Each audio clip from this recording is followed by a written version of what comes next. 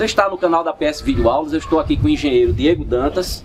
A gente vai falar aqui nesse episódio sobre custos e também sobre uma ferramenta que foi desenvolvida pela empresa dele para que não só seja usado por eles, como a coisa deu tão certo que ele já está oferecendo o produto para outras empresas. Perfeito. Então, se você não se inscreveu no nosso canal, peço que faça agora.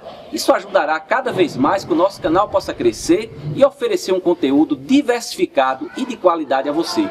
Aproveite para fazer a sua inscrição durante a nossa vinheta.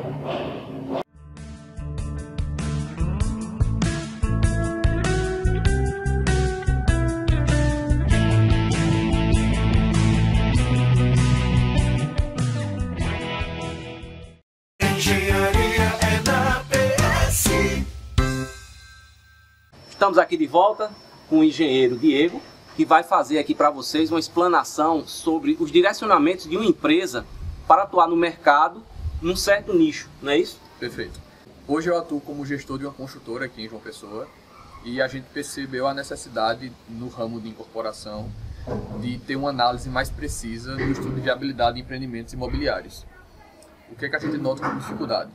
De forma geral, o fluxo de projetos nas construtoras, a etapa de orçamento só é executada, só é elaborada após toda a execução dos projetos prévios de engenharia e arquitetura. E nesse momento eu não tenho mais poder sobre o meu projeto. Ele já foi confeccionado e naquele momento eu extraio o orçamento e ele serve muito mais para eu acompanhar a obra do que para me dar subsídios para otimizá-lo. Então, a análise de viabilidade, que é aquele estudo que deveria ser feito previamente para verificar se vale a pena fazer aquele tipo de investimento, que seja construir uma casa, construir um edifício ou qualquer tipo de construção, está sendo realizado no momento inicial sem o devido zelo, porque nós só temos os subsídios orçamentários no momento muito futuro.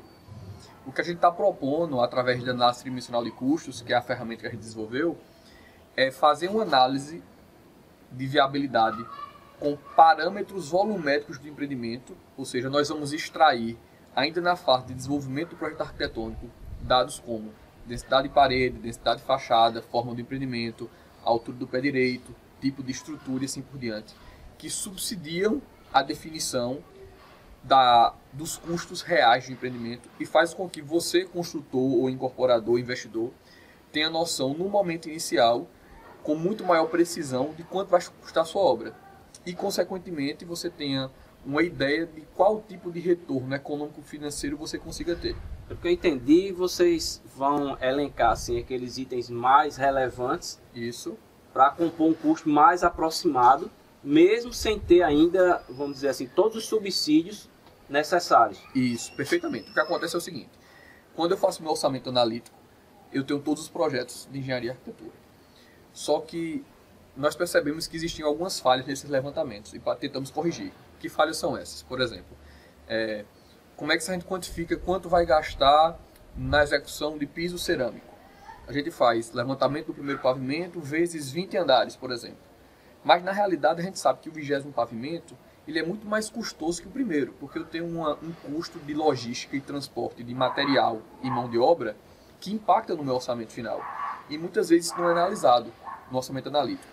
A forma do empreendimento, por exemplo, eu vou executar 100 metros quadrados de uma fachada plana ou 100 metros quadrados de uma fachada ondulada. No orçamento, como o SINAP me dá custo por metro quadrado, ele aponta que o custo de produção desses dois itens de serviço é exatamente o mesmo. Mas quando a gente vai para a prática, a gente sabe que a produtividade de uma fachada curva é muito menor. Consequentemente, o custo é muito maior. E muitas vezes as construtoras e investidores ou pequenos construtores estão fazendo escolhas arquitetônicas de engenharia, imaginando se ter um resultado financeiro, só que o custo atrelado ao projeto é muito maior do que o esperado, porque não foi levado em conta isso. E além disso, o momento em que se fez essa análise foi um momento muito futuro, em que você não tem mais poder sobre o projeto de tentar otimizar. Até teria, né? Mas só que para você voltar o custo é muito elevado, isso, né? Além do tempo que se decorreu de todo esse processo.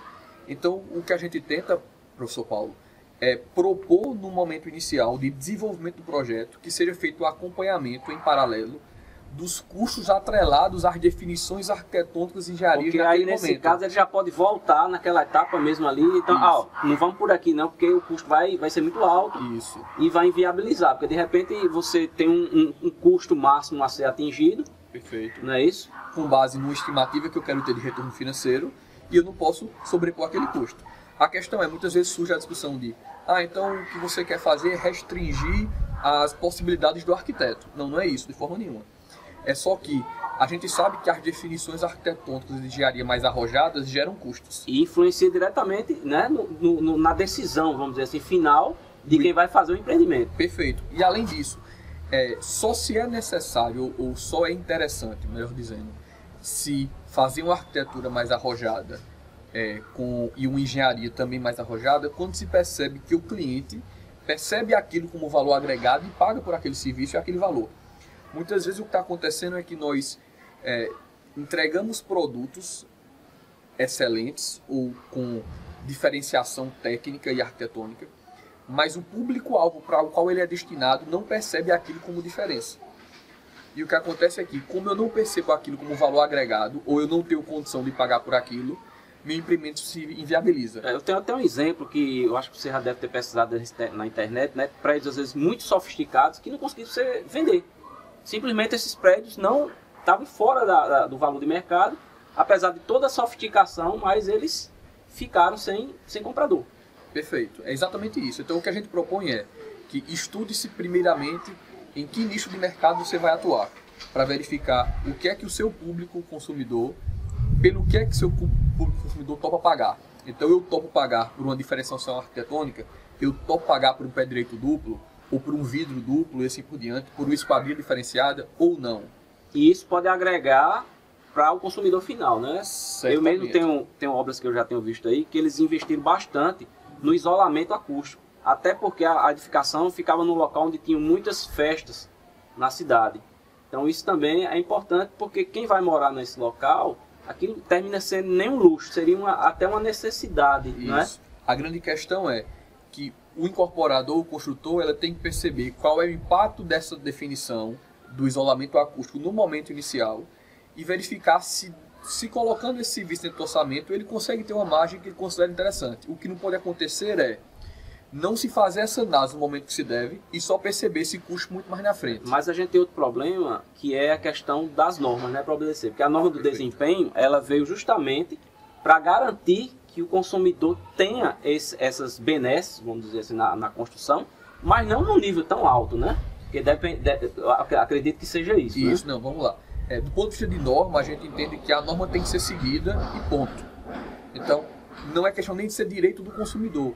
É normativo, então ela tem que ser atendida. Não é nem do ponto de vista de norma especificamente, é do ponto de vista de confecção volumétrica do empreendimento. Eu posso vou dar um exemplo que a gente já conversou aqui, vamos chamar em off. Eu tenho um banheiro que tem 2x2 e tem 4 metros quadrados, ou um banheiro que é 4x1 e também tem 4 metros quadrados.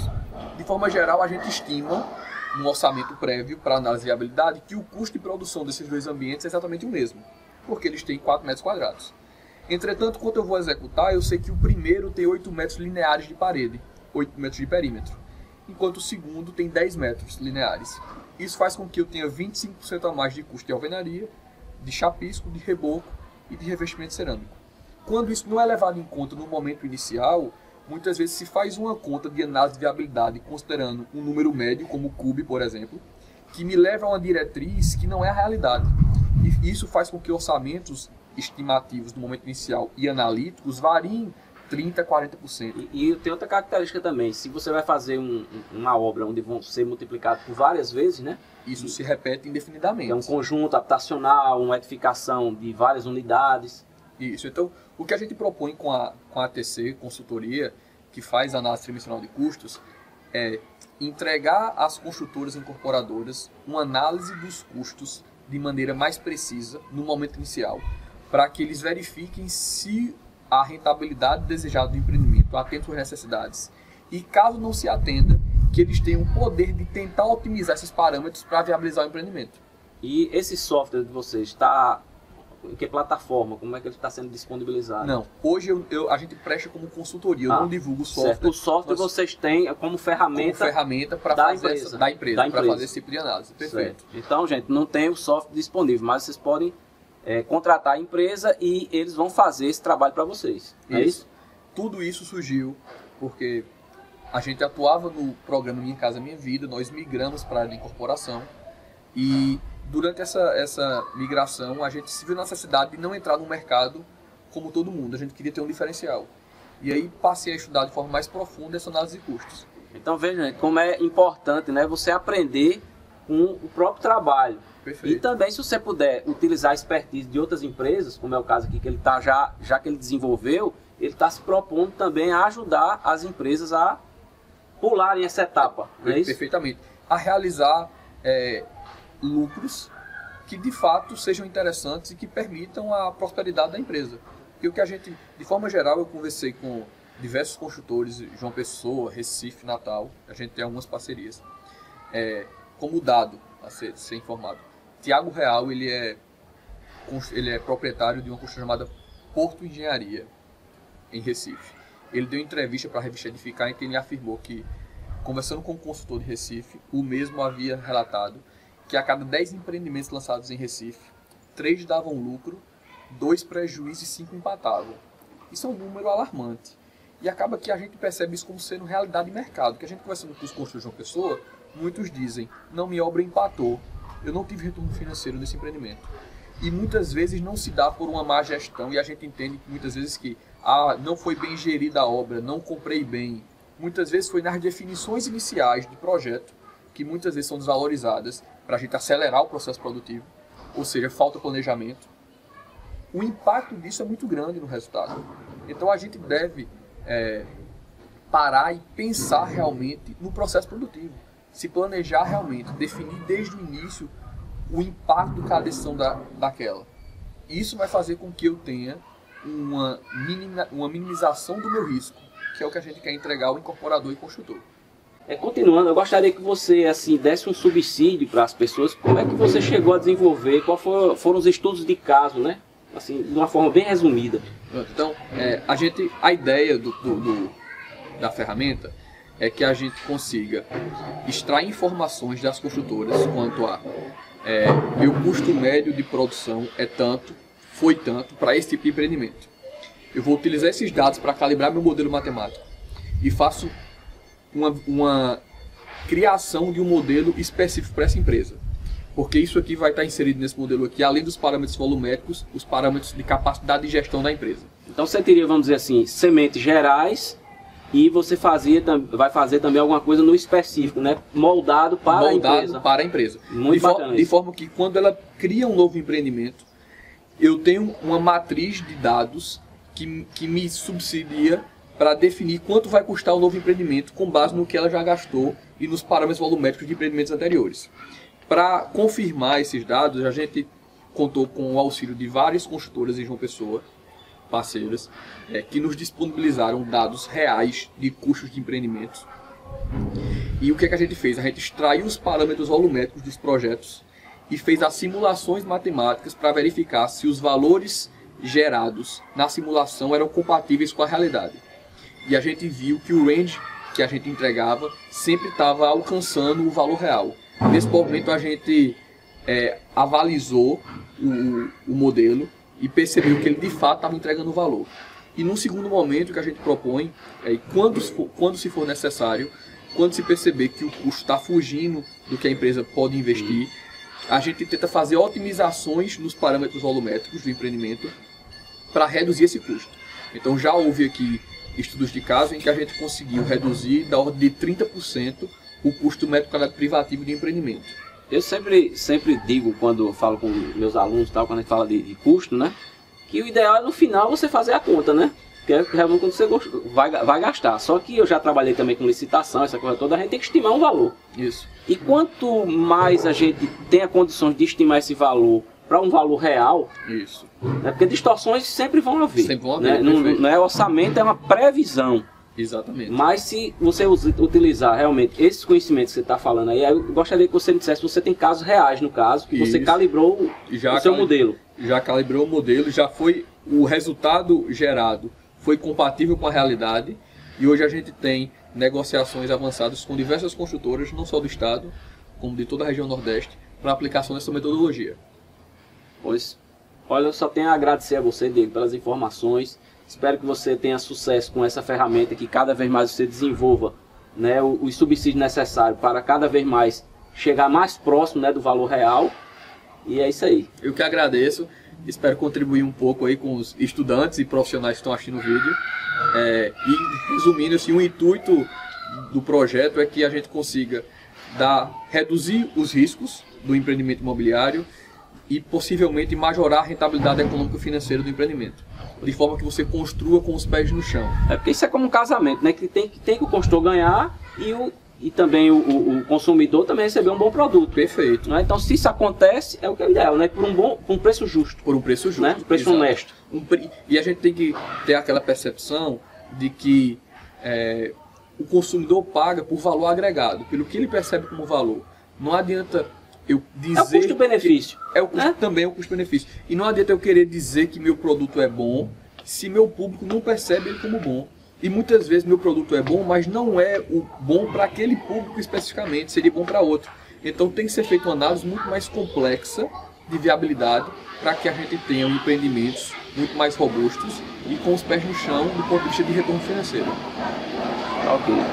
Então, como eu sempre faço no final dos vídeos, como é? Até as próximas. Até as próximas.